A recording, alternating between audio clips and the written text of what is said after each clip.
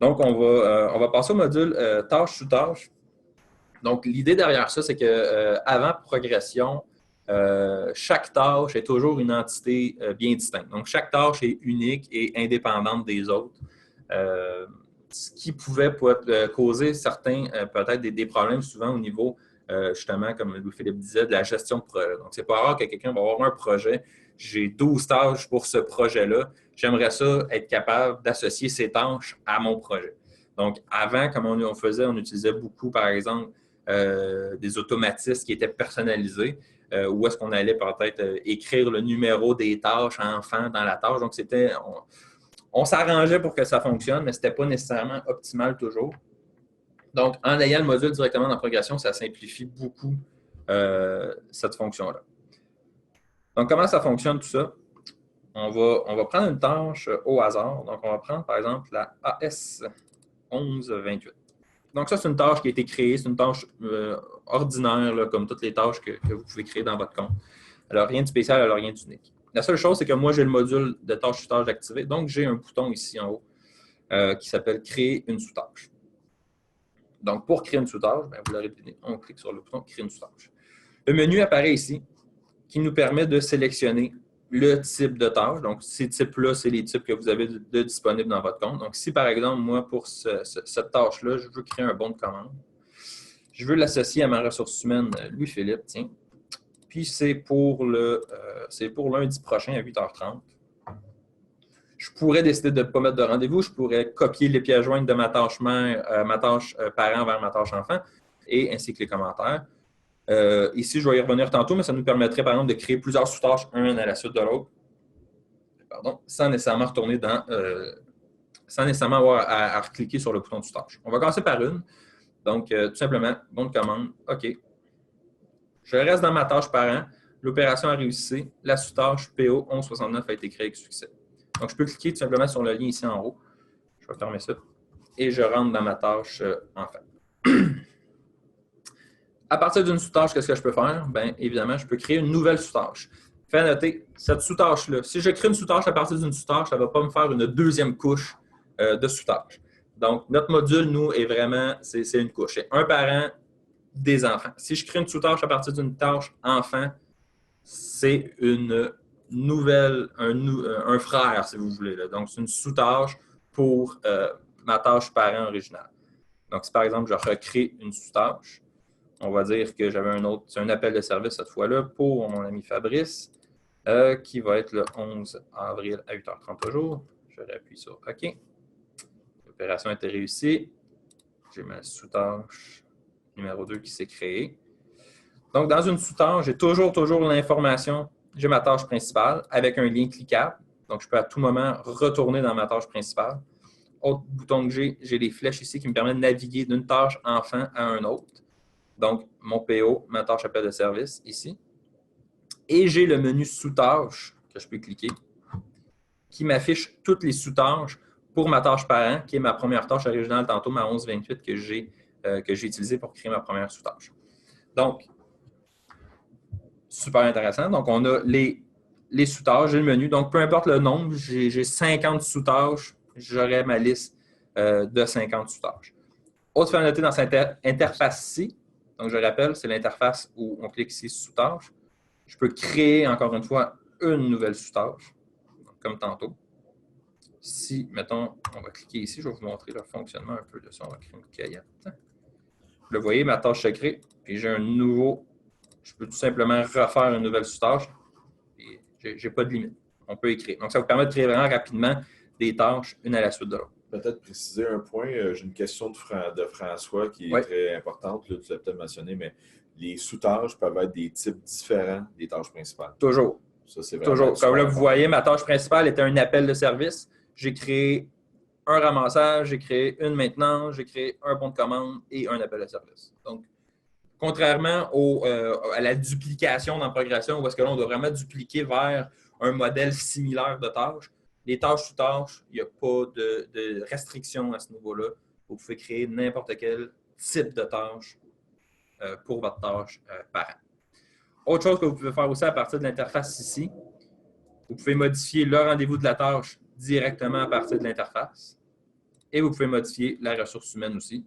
Donc, si par exemple Sébastien finalement ne sera pas disponible, bien, au lieu d'aller dans ma tâche, modifier la ressource humaine, je pourrais simplement ouvrir mon menu de sous-tâche, venir mettre Louis-Philippe et c'est terminé. Ma tâche est automatiquement assignée. Autre à noter qui nous a permis de rendre tout ça possible, on a modifié Progression au cours des dernières semaines. On reçoit des... Ouais, on est peut-être, vous entendez un petit fond, on a réaménagé dans nos nouveaux bureaux rénovés, mais là, je crois qu'ils sont encore en train de finaliser des tests de ventilation. Puis il y a des choses qui ont tombé. On a des petites momottes qui on continue, on va sortir un parapluie puis la fin. Donc, une modification qu'on a fait à la progression, vous avez peut-être marqué, ça a été déployé dans tous les comptes. On a maintenant, en fait, on va faire un petit historique avant, dès qu'on modifie, en fait, sans modifier nécessairement une tâche, dès qu'on enregistrait une tâche, dès qu'on quittait une tâche, on téléchargeait un PDF, on avait toujours un message qui nous proposait « Voulez-vous sauvegarder la tâche avant de continuer? » On a modifié Progression pour que maintenant, Progression détecte s'il y a eu des changements dans la tâche. Il va seulement nous proposer ce message-là si changement il y a eu. Donc, si par exemple, vous ouvrez tout simplement la tâche pour aller télécharger votre PDF ou pour créer une sous-tâche, donc c'est un peu le but de ça, vous n'aurez plus nécessairement de message, vous n'aurez plus de message pour vous proposer de sauvegarder. Donc, si un problème qu'on avait, c'est avant, quand on changeait de tâche en tâche, on avait toujours le message qui nous proposait de sauvegarder, c'était un peu lourd, là. Donc, on a corrigé ça pour qu'on puisse vraiment naviguer au travers de nos tâches facilement et rapidement. Excusez-moi. Donc, c'est un peu ça, le module tâche sous tâche. Donc, ça vous permet vraiment de créer, comme on répète, des sous-tâches pour une tâche maître. Quand vous êtes après ça dans votre interface lisse, vous avez une nouvelle icône qui s'ajoute ici qui indique les sous-tâches. Donc, cette icône-là est toujours vis-à-vis la tâche maître, donc la tâche parent, donc ma AS 1128 de tantôt. Je peux cliquer sur le bouton, ça va m'ouvrir mon menu de sous-tâches où est-ce que je peux encore là aller modifier l'information, créer des sous-tâches, tout ça.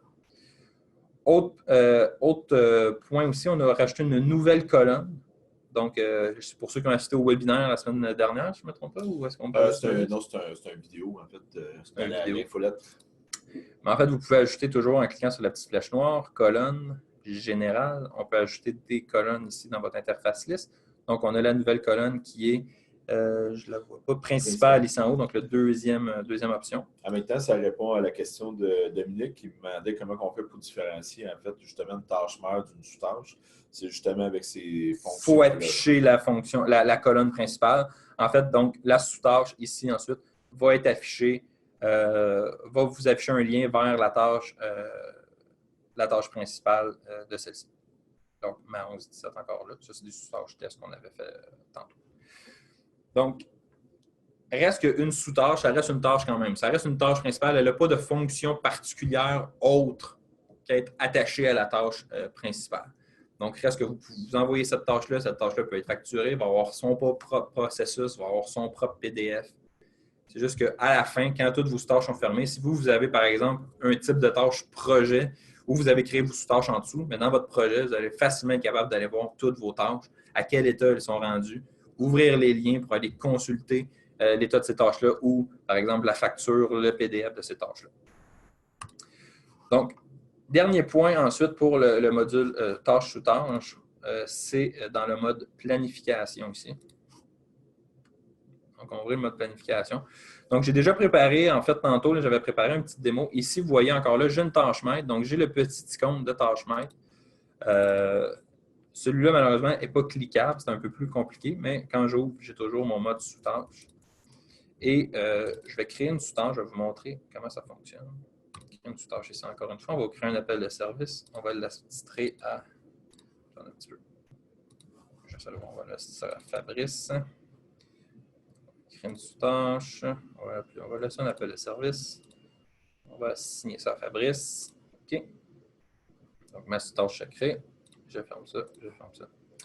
Donc, ma sous-tâche se trouve en haut. Présentement, il n'y a rien en mode planification qui vous permet de dire que cette tâche est une sous-tâche ou pas.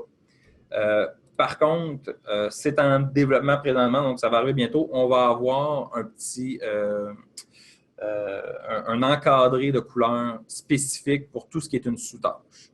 Donc, ça va vous permettre vraiment plus facilement, en mode planification, de différencier vos tâches, on va dire, ordinaires de vos sous-tâches. On ne voulait pas nécessairement ne pas déployer le module de sous-tâches pour seulement ça, mais c'est un point qui s'en vient, qui est en cours. Autre chose que vous pouvez faire directement à partir du mode liste. Quand on clique sur une tâche, on peut créer directement une sous-tâche par ici à partir du mode liste. Fait à noter très intéressant. Donc, je vous rappelle qu'ici, c'est des sous-tâches que j'ai créées tout à l'heure. Si je clique sur le bouton « Créer une sous-tâche » à partir d'une tâche qui est déjà une sous-tâche, ça va automatiquement lier ma sous-tâche à ma tâche principale, donc ma 1140. Donc, comme je vous disais tantôt, on ne peut pas créer de sous-tâche pour une sous-tâche. Donc, ça crée directement pour la tâche principale. J'ai peut-être une question oui. En attendant de Virginie qui nous demande, qui est une très bonne question d'ailleurs, si on ajoute, par exemple, des photos dans une tâche, est-ce que les photos vont apparaître dans la tâche principale? En fait, la réponse est non. C'est complètement indépendant dans un sens. C'est qu'on fait un lien. Votre tâche principale, exemple, s'appelle c'est un type projet. Vous avez des sous-tâches d'appel de service. Ils vont être stockés dans les sous-tâches. Par contre, si vous voulez que ça se transfère, là, ça devient de la personnalisation puis des plugins. Puis ça vient simplifier beaucoup la façon de le faire si vous voulez des choses très précises. Donc, quelqu'un, parce que ça s'applique, la question pourrait s'appliquer autant pour, exemple, du matériel, des systèmes, des choses comme ça. Est-ce que si vous voulez que ça se transfère dans une tâche principale, ça devient un peu de la personnalisation. La phase 1 du module, c'est de dire au moins on peut faire des tâches sur tâches. Puis, avec les questions qu'on va avoir et les besoins des clients qu'on va avoir dans les prochains mois, mais sûrement qu'il va y avoir une phase 2 qui va permettre de dire aller plus loin pour des fonctionnalités, peut-être des options. Un peu comme le module de feuille de temps qu'on a implanté depuis quelques temps, qui est quand même assez paramétrable. Mais on veut le faire comme ça aussi avec le module parent-enfant. Dans le fond, on voit beaucoup d'une façon maintenant en programmation, on est en agilité, là, sans rentrer trop technique, c'est qu'on essaie de faire des fonctionnalités, mais pas travailler là-dessus pendant 6 mois. On essaie de travailler là-dessus pendant des sprints de 2 semaines, donc d'une fois 2 semaines, 4 semaines, 6 semaines, puis après, sortir la fonctionnalité, qu'elle soit utilisable. Elle n'est peut-être pas complète, mais elle peut déjà être utilisée, puis après ça, on rajoute des morceaux. Comme ça permet de l'adapter, puis selon le feedback. Là, pourquoi qu'on fait la présentation aussi aujourd'hui, c'est d'avoir un peu le feedback de tout ça. Ce qu'on souhaite, c'est sûr, c'est que si c'est un module qui vous intéresse, c'est de contacter le support pour l'activer, jouer avec le module, puis après ça, nous donner vos commentaires puis vos idées d'amélioration pour le module. Ça fait toujours plaisir. Oui. J'ai une autre question aussi, je vais peut-être te faire en rafale tout de suite. Oui, parce que j'ai pas mal fini, okay. en fait. Donc, François demande, est-ce que les sous-tâches peuvent être consultées à partir du mobile si un utilisateur a juste la tâche principale?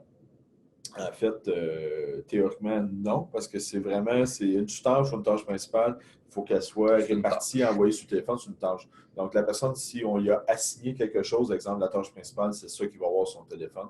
Donc, c'est le même principe, le même fonctionnement.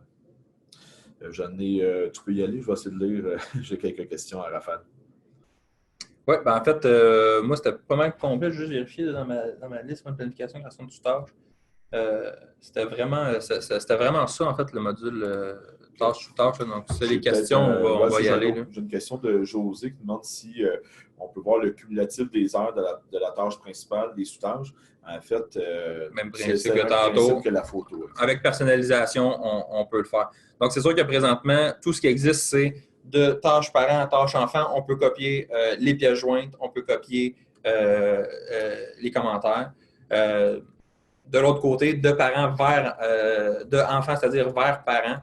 Le module a été fait quand même en sorte qu'on soit capable, nous, de créer des outils, donc des plugins, des automatismes qui pourraient vous permettre de rapatrier toute cette information-là. Là, ça tombe plus dans mon rôle de chargé de projet à ce moment-là, de vous accompagner là-dedans, vraiment définir le besoin, c'est quoi que vous voulez retrouver, mais c'est des trucs qui sont possibles, qui sont faisables. Je ne sais pas si vous avez d'autres questions. Dans le fond, ça fait déjà 11h40, donc si vous avez d'autres questions, vous laissez peut-être le temps de déposer. Sinon, on est pas mal sur la fin de notre webinaire sur le module carte et le module parent-enfant.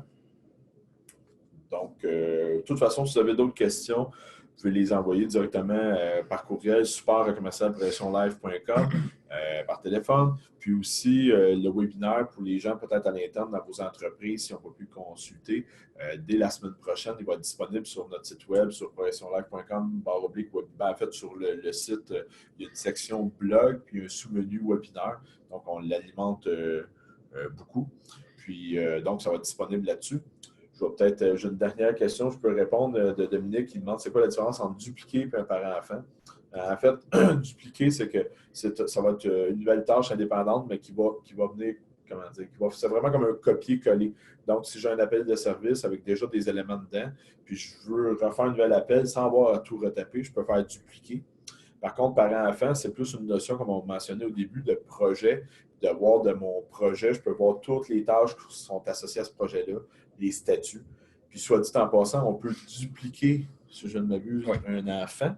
Puis donc, ça va l'attacher aux parents automatiquement. Ça va être automatiquement attaché. Mais c'est vraiment, l'idée de parent-enfant, c'est vraiment pour une notion souvent de projet. Exemple, une compagnie d'installation qui doit installer justement la climatisation au bureau. Bien, s'ils décident, on va faire ça sur 2 semaines, puis on va venir 5 fois. Ça peut être comme un projet avec 5 tâches différentes. Puis ça peut être aussi des employés différents. C'était ça aussi beaucoup le besoin qui était mentionné. Exemple, moi, j'envoie une équipe le lundi, mais j'envoie le mardi, c'est pas le même monde. Puis l'installation va se finir le vendredi de la semaine suivante. Mais là, maintenant, vous pouvez gérer ça. Vous allez même pouvoir le voir dans la planification, voir chacune des équipes. Puis, ça va être relié au même projet qui est le projet d'installer, exemple, la climatisation dans le bureau. C'est un peu ça l'idée là, en arrière du parent-enfant.